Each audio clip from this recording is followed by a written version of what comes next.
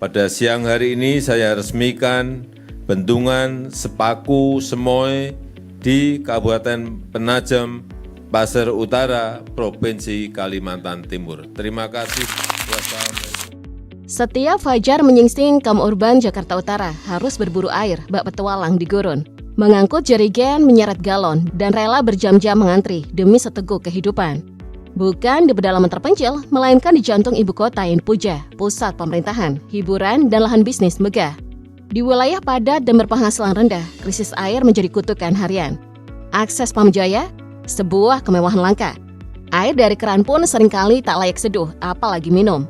Akhirnya warga terpaksa membayar harga mahal-mahal hingga Rp600.000 per bulan hanya untuk membeli air bersih.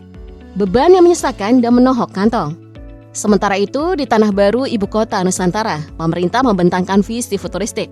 Tol beribu kilometer, Istana Garuda bak Istana Dongeng, rumah sakit canggih, bendungan raksasa, semua untuk memastikan krisis air tak terulang.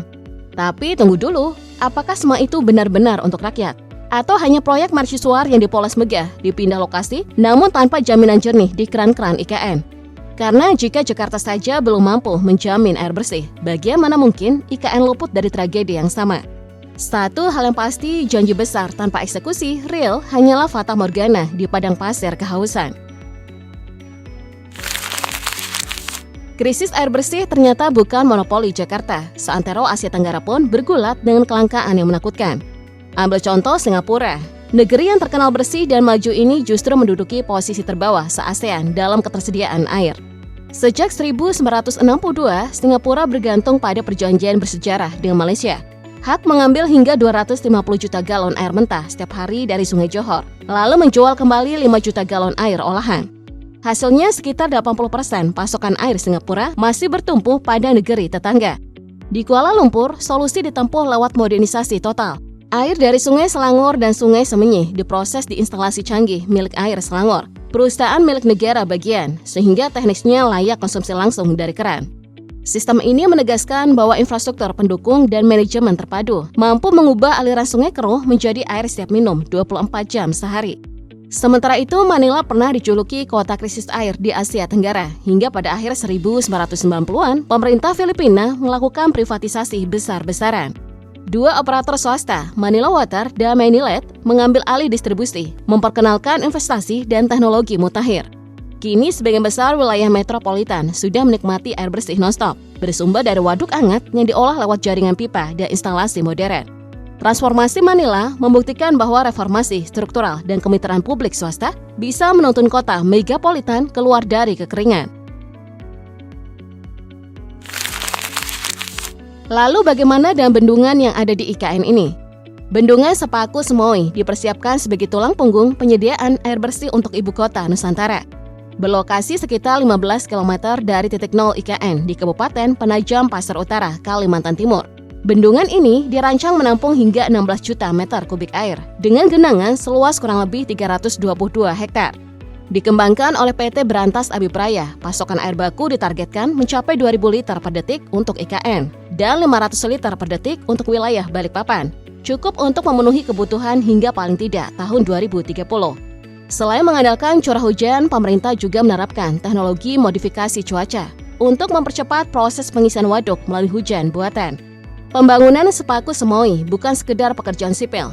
Ia menjadi denyut nadi pertama bagi kehidupan Kota Baru. Pada awal 2019 hingga awal 2020, lahan di Desa Tengin Baru disurvei dan dipilih sebagai lokasi strategis. Lalu dilakukan pembebasan lahan, perencanaan teknis, serta finalisasi desain. Memasuki 2020, alat berat berdatangan untuk pengerjaan saluran pengelak, komponen utama agar aliran Sungai Semoy dapat dialihkan sementara, serta pembukaan akses jalan dan zona konstruksi. Tahun 2021 hingga 2022 menandai fase pembentukan fisik bendungan. Urugan tanah homogen dibangun bertahap, membentuk dinding air tandam raksasa. Menjelang akhir 2021, struktur inti hampir selesai. Di 2022, instalasi menara intake dan bangunan pelimpah spillway dikerjakan. Pada 2023, fokus beralih ke penyelesaian detail dan uji coba sistem. Awal 2024 mencatat kemajuan fisik melampaui 80%. Dan pada Mei hingga Juni, tahap impounding pengisian air pun digelar. Akhirnya pada 4 Juni 2024, Presiden Joko Widodo meresmikan Bendungan Sepaku Semoy sebagai proyek strategis nasional. Dengan anggaran total sekitar 836 miliar rupiah, prasasti penanda peresmian ditandatangani oleh Presiden, menegaskan peran bendungan ini sebagai sumber utama air bersih untuk IKN dan Balikpapan. Lebih dari penampung air, Sepaku Semoy juga difungsikan sebagai mitigator banjir. Diproyeksikan mampu mengurangi genangan hingga 68% di area terdampak seluas 1.700 hektar. Selain itu, bendungan ini diharapkan menjadi motor penggerak ekonomi lokal melalui pengembangan sektor pertanian dan perikanan. Tak berhenti di situ, Sepaku Semoy juga dipoles menjadi destinasi wisata baru di Kalimantan Timur. Tak berhenti di situ, Sepaku Semoy juga dipoles menjadi destinasi wisata baru di Kalimantan Timur. Fasilitas pendukung yang tersedia meliputi anjungan pengamatan, area tempat duduk, toilet umum, masjid, kantor pengelola, hingga helipad, menjadikannya ikon rekreasi dan edukasi sekaligus. Tak hanya diproyeksikan memenuhi kebutuhan air IKN dan Balikpapan, Bendungan Sepaku Semoy juga dirancang menjadi pusat energi hijau Kalimantan. Kepala Otorita IKN, Bambang Susantono, menegaskan bahwa bendungan ini akan mendukung pasokan listrik Nusantara lewat pembangunan pembangkit listrik tenaga surya (PLTS) terapung berkapasitas 100 MW, sebuah terobosan pemanfaatan ruang genangan sebagai ladang energi bersih. Kebutuhan listrik di Kalimantan memang tengah menanjak tajam. Populasi yang terus bertambah dan geliat kawasan industri, terutama imbas relokasi IKN, memacu permintaan daya hingga ke titik kritis. Para pakar memperingatkan potensi defisit listrik pada 2030 jika tak ada langkah konkret. Dan masalah ini sudah terasa nyatanya, bukan sekedar ramalan. Pada Agustus 2023, sebuah lengan kren proyek konstruksi di Karingau, Balikpapan tak sengaja menyentuh kabel saluran udara tegangan tinggi, memicu padam massal di 3 provinsi Kalimantan. Ribuan rumah dan fasilitas publik lumpuh hanya karena satu titik kerawanan.